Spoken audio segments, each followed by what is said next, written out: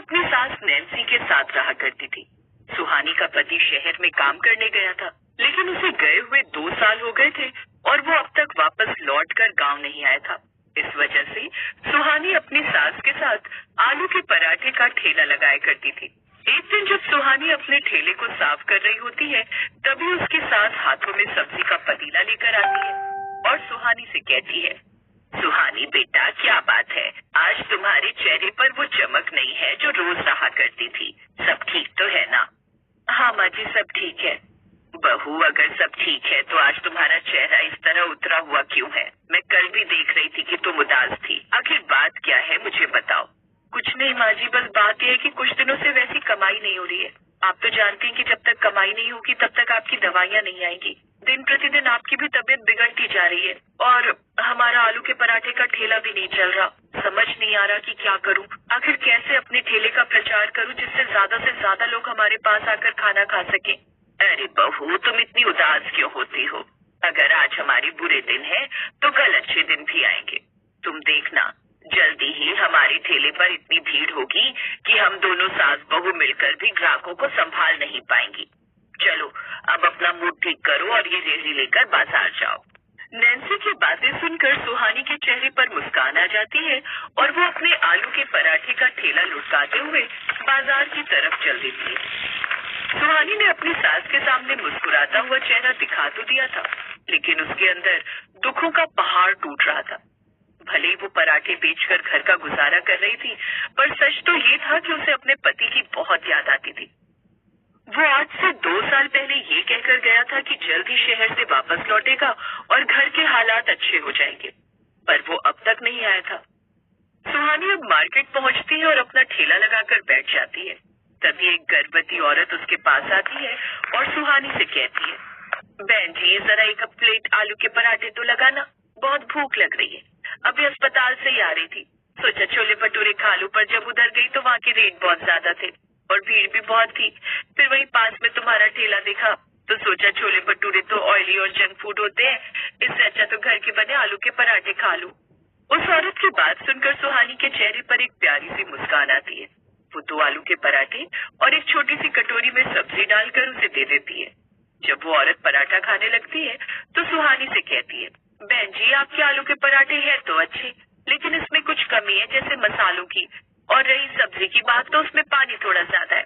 अगर तुम इसकी ग्रेवी थोड़ी गाढ़ी रखो और साथ में रायता या अचार भी दो तो तुम्हारे ठेले पर भीड़ इकट्ठा होने में देर नहीं लगेगी। और हाँ, तुम्हें एक सलाह और देना चाहूंगी। बाहर शहरों में लोग बिक्री बढ़ाने के लिए नए नए ऑफर निकालते हैं। अगर तुम भी कोई ऑफर निकालो तो मैं गारंटी के साथ कह सकती हूँ कि तुम्हारे ठेले पर भीड़ रुकने का नाम नहीं लेगी। सुहानी उस गर्भवती औरत की बातें बड़े ध्यान से सुनती है। उसे लगता है कि शायद यही वो मौका है जिसका उसे और उसकी सास को कब से इंतजार था। सुहानी के मन में उम्मीद की एक नई किरण जागती है। बहन जी, आप एकदम सही कह रही हैं। मैं तो बस पागलों की तरह पेट भरने के लिए खाना बना रही थी, पर मैंने कभी ये नहीं सोचा कि लोगों को स्वाद के साथ साथ कुछ नया और धमाकेदार भी चाहिए। पर एक बात बताइए, ये ऑफर वाली बात जो आपने कही वो मैं कैसे करूंगी? मेरे पास तो इतने पैसे भी नहीं है कि मैं बड़े बड़े इनाम रख सकूं या पोस्टर छपवा सकूं। अरे पगली, ऑफर का मतलब सिर्फ पैसे लुटाना नहीं होता। तुम कुछ ऐसा करो जो इस पूरे इलाके में किसी ने ना किया हो। जैसे तुम अपने आलू का पराठा मामूली साइज का बेचती हो, लेकिन अब तुम अपने आलू के पराठे को 10 फीट बड़ा बनाकर बाजार में बेच सकती हो, जिसे देख लोग तुम तक आ सकेंगे। वैसे भी आजकल फोटो खिंचवाने और सोशल मीडिया के लोग दीवाने हैं। तुम कुछ ऐसा बनाओ जिसे देखकर लोग अपनी आंखें फाड़ लें और तुरंत अपने फोन से फोटो खींचने लगे। और हाँ, मेरी एक बात मानो, आलू के मसाले में थोड़ी कसूरी मेथी और अनारदाना डालकर देखना। फिर देखना इसकी खुशबू कैसे लोगों को सड़कों से खींचकर तुम्हारे ठेले तक लाती है। वो औरत अपना नाश्ता खत्म करती है और वहाँ से चली जाती है, पर सुहानी के दिमाग में 10 फीट वाला आलू पराठा शब्द बार बार घूमने लगता है।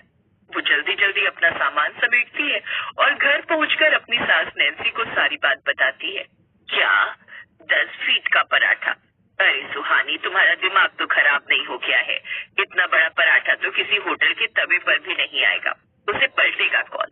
और अगर वो कहीं से कच्चा रह गया या बीच से टूट गया तो हमारा बचा कुचा पैसा भी डूब जाएगा। हम पहले दाने दाने को तरस रहे बहू। माँ जी, आप डरिए मत, मैंने सब जुगाड़ सोच लिया है। हम सचमुच का एक ही 10 फीट का पराठा नहीं बनाएंगे, बल्कि हम 10 फीट की एक लंबी मेज लगाएंगे और उस पर छोटे छोटे पराठों की ऐसी लाइन बनाएंगे जो मक्खन और मसालों से एक दूसरे से जुड़े होंगे।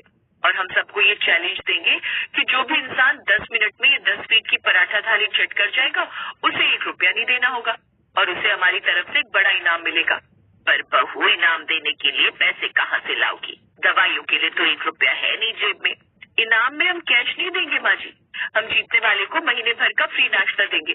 इससे वो ग्राहक बार बार आएगा और अपने साथ 10 नए लोगों को लेकर आएगा।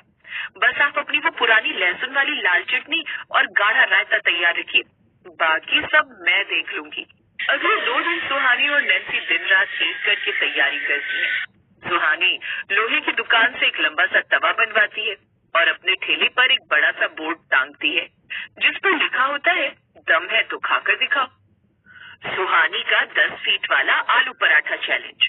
अगले दिन जैसे वो बाजार पहुंचती है, लोगों की भीड़ लगनी शुरू हो जाती है। भाई ये देखो, सुहानी दीदी ने क्या नया तमाशा शुरू किया। 10 फीट का पराठा। दीदी, क्या सच में ऐसा कुछ बना रही हो या बस भीड़ जमा करने की नौटंकी है? इतना तो कोई हाथी खा पाएगा। हंसिए मत भाई, हिम्मत है तो खाकर देखिए। अभी चैलेंज शुरू होने वाला है। जो भी इंसान ये थाली खत्म करेगा उसे पूरे महीने भर मेरी दुकान पर फ्री खाना मिलेगा और उसकी फोटो इस ठेले के मुख्य बोर्ड पर शान से लगेगी। तभी भीड़ में से एक मोटा सा आदमी बाहर आता है। मैडम जी, ये चैलेंज मैं लेता हूँ। मुझे भूख भी बहुत जोरों की लगी है और ये पराठे देखकर तो मेरी भूख और बढ़ गई है। लगाइए मेरे लिए 10 फीट वाला थाल। आज तो मैं सबको दिखा दूंगा कि मैं कितना बड़ा पेटू हूँ। ठीक है भाई, पर नियम याद रखिएगा। टाइम सिर्फ 10 मिनट है। अगर आपने पूरा खाना खत्म कर लिया तो आज का खाना फ्री और महीने भर का पास आपका, वरना आपको डबल पैसे देने पड़ेंगे। बबलू खाना शुरू करता है और लोग शोर मचाना शुरू करते हैं। 5 मिनट बीतते हैं और बबलू आधा पराठा खा लेता है, लेकिन 8 मिनट होते होते बबलू के हाथ रुक जाते हैं और उसका मुंह बुरी तरह भर जाता है। भैया बस, मेरी तो जान निकल जाएगी। अब एक टुकड़ा भी अंदर नहीं जाएगा। पराठे तो इतने लाजवाब है कि मन करता है खाता रहूं, पर ये 10 फीट तो बहुत ज्यादा है। मैं हार गया मैडम, ये लीजिए आपके पैसे। कोई बात नहीं भाई, आपने बहुत बढ़िया कोशिश की। कल फिर ट्राई करना। सुहानी का ये आइडिया फेमस हो जाता है। लोग चैलेंज हारते हैं पर स्वाद के चक्कर में बार बार आते हैं।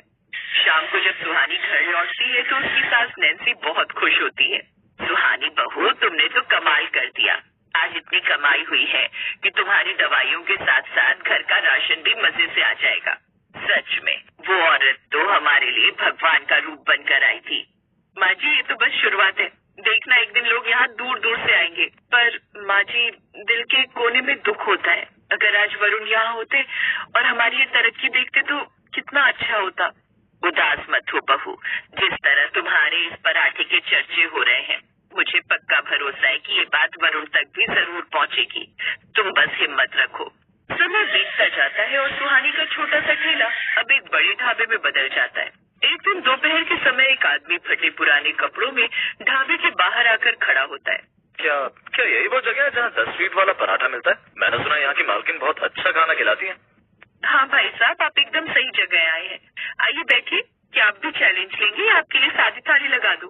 वो कोई और नहीं, उसका पति वरुण ही होता है। सुहानी, मुझे माफ कर दो। मैं शहर गया था पर वहाँ एक एक्सीडेंट में मेरी याददाश्त चली गई थी। मैं 2 साल तक सड़कों पर पागलों की तरह भटकता रहा। कुछ दिन पहले एक पुराने अखबार में तुम्हारी फोटो देखी और इस 10 फीट वाले पराठे के बारे में पढ़ा तो अचानक मुझे सब याद आ गया। मैं भागता हुआ तुम्हारे पास आया हूँ। वरुण, मुझे पता था आप जरूर आओगे। मेरा ये पराठा सिर्फ पैसे कमाने के लिए नहीं था, ये आपको ढूंढने का मेरा एक तरीका था। आप चिंता मत कीजिए, अब हम सब कुछ ठीक कर देंगे। इतना बोलकर सुहानी अब वरुण को अपने साथ अंदर ले जाती है और उसे भरपेट खाना खिलाती है। और देखते ही देखते अब वरुण भी अपनी पत्नी और माँ के साथ उसके ढाबे को